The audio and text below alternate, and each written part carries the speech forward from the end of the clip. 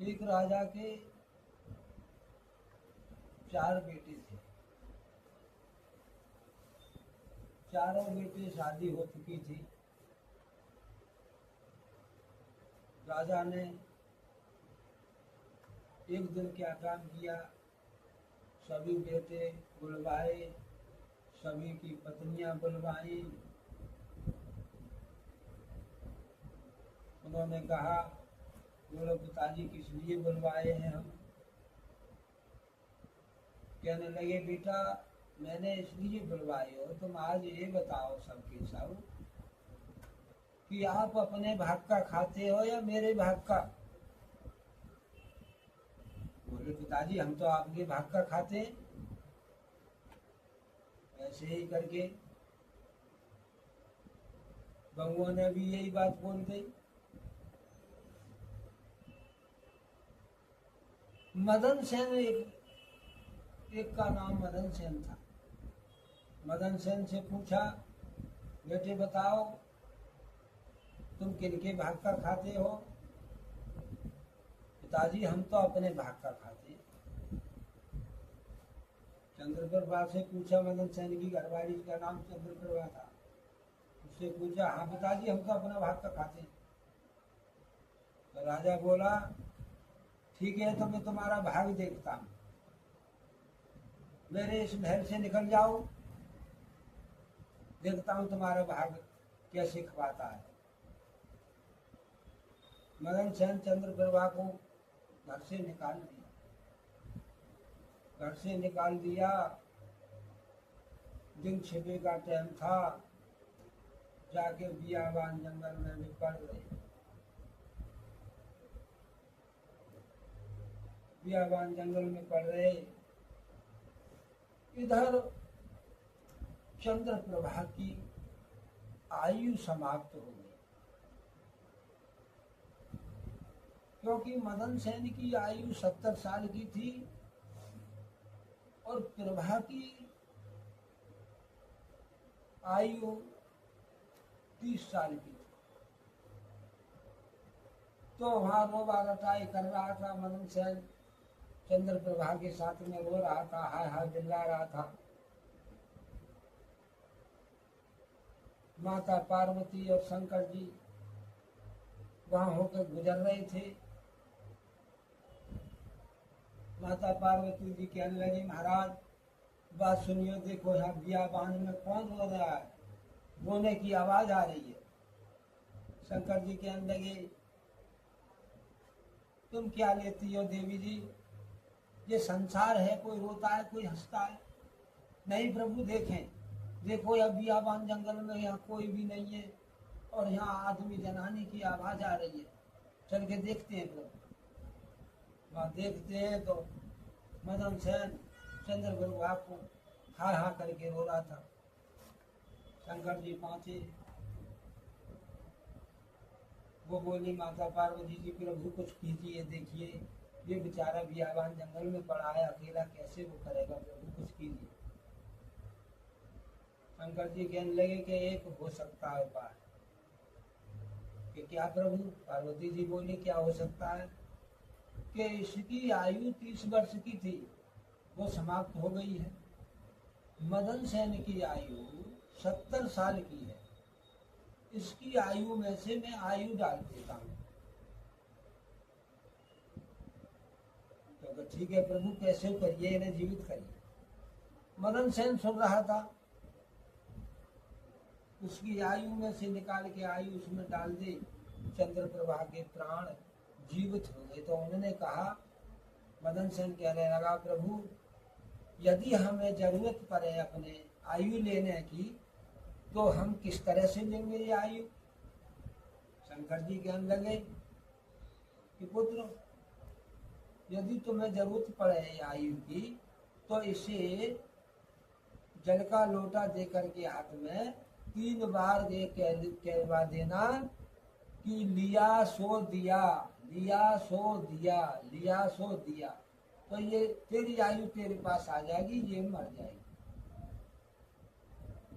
वो इतनी करके जीवित करके शंकर जी और माता पार्वती जी निकल गए।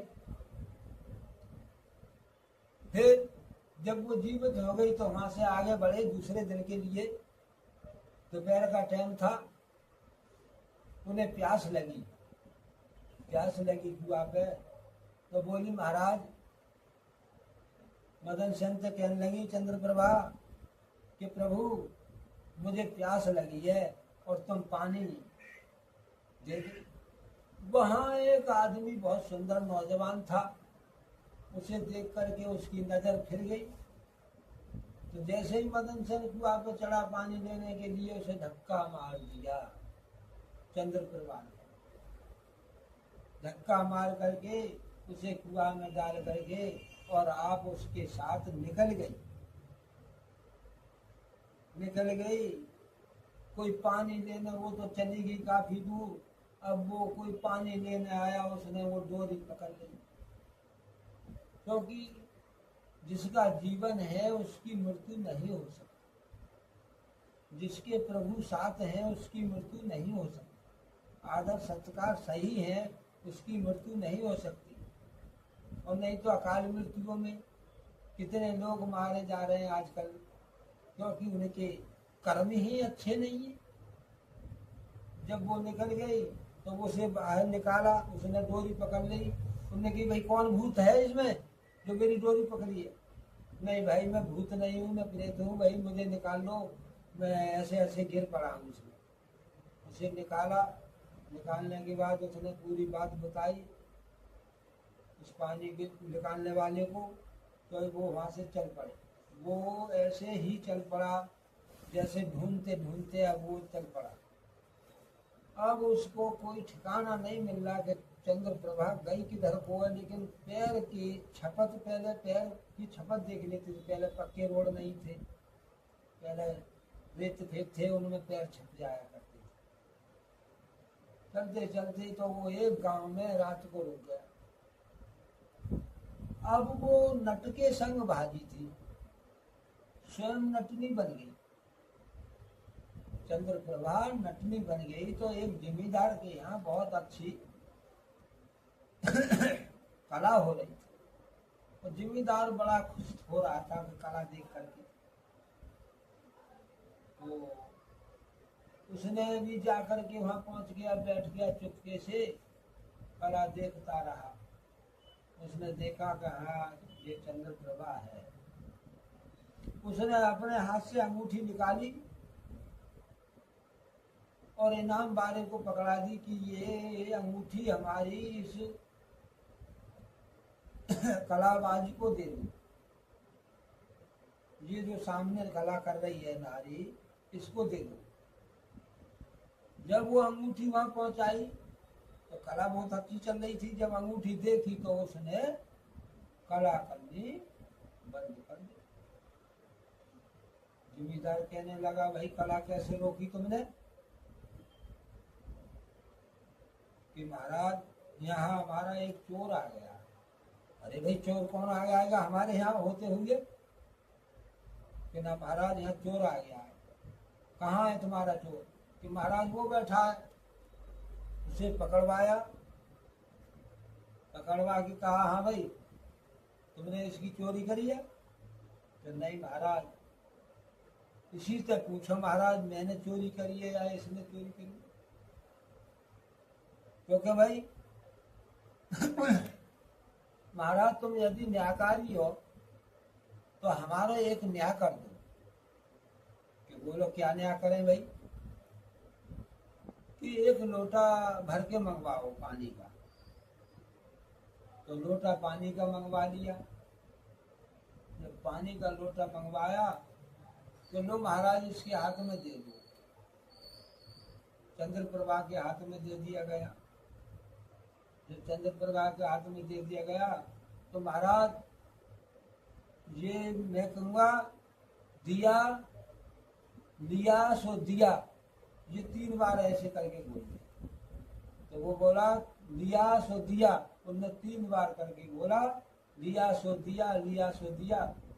चंद्रप्रभा वहीं पर समाप्त हो गई। उसकी आयु चंद्रप्रभा के मदन सेन के पास अपनी आयु आ गई, वो खत्म हो गई। देखिए ये राजा महाराजाओं से ये कहानी शुरू हुई है और आज के दौर में ज़्यादा चल रही हैं, लेकिन कुछ माँ बाप को भी ढील दे रखी है, शांति दे रखी है। ये नहीं कि अपनी बहन बेटी को नज़र पर रखें, ध्यान से रखें, आने जाने वाले का भी ध्यान रखें। हमारी बेटी पढ़ने जा रही है या जंगल में जा रही है, फिर भी नजरामी रखें, बहुत आँखों से ध्यान में रखें। और एक आदमी बहुत अहंकार है, शरीर से नौजवान है और तंदुरुस्त है, वो अनाप शनाप किसी को झगड़ा कर देता है, पीट देता है, मार देता है। तो जब आदमी को पीट देता है तो उसके पास गरीब की और तो कुछ है नहीं, तो वो दुआएं करता है, भगवान करे तुझे मार दे, भगवान परमात्मा करे तेरे नाश जाए, ऐसी बोली बोलता है, क्योंकि नाजायज किसी को सताना ठीक नहीं। अब उसकी आयु समाप्त हो गई। जब आयु समाप्त हो गई तो सब लोग बोल रहे हैं कि अच्छा रहा, मर गया। अब उसे उठा के ले चले तो कर रहे हैं राम नाम सत्य है। उनने तो राम का नाम लिया ही नहीं, लेकिन अन्य बोल रहे हैं कि राम नाम सत्य है, सत्य बोलो तो करते। अब उसके ऊपर मखाने फेंके जा रहे हैं। अब मखाने और बतासे पैरों से पिच रहे हैं, तो उसका अहंकार पिच रहा है। बचा खुचा अहंकार बचा तो वहां पहुंची, संसार की दिया करी, उसमें रख दिया, अग्नि में भस्म होकर के अहंकार बचा हुआ वहां समाप्त हो गया।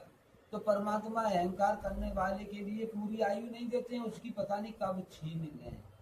ये ध्यान रखें, कभी भी आयु आपसे छिन सकती है। यदि परमात्मा के अच्छे भक्त हैं तो आपकी आयु दूर होगी और आपको ज्ञान भी दिया जाएगा, सम्मान भी दिया जाएगा, हर जगह आपकी रक्षा होगी। जय जय श्री राधे।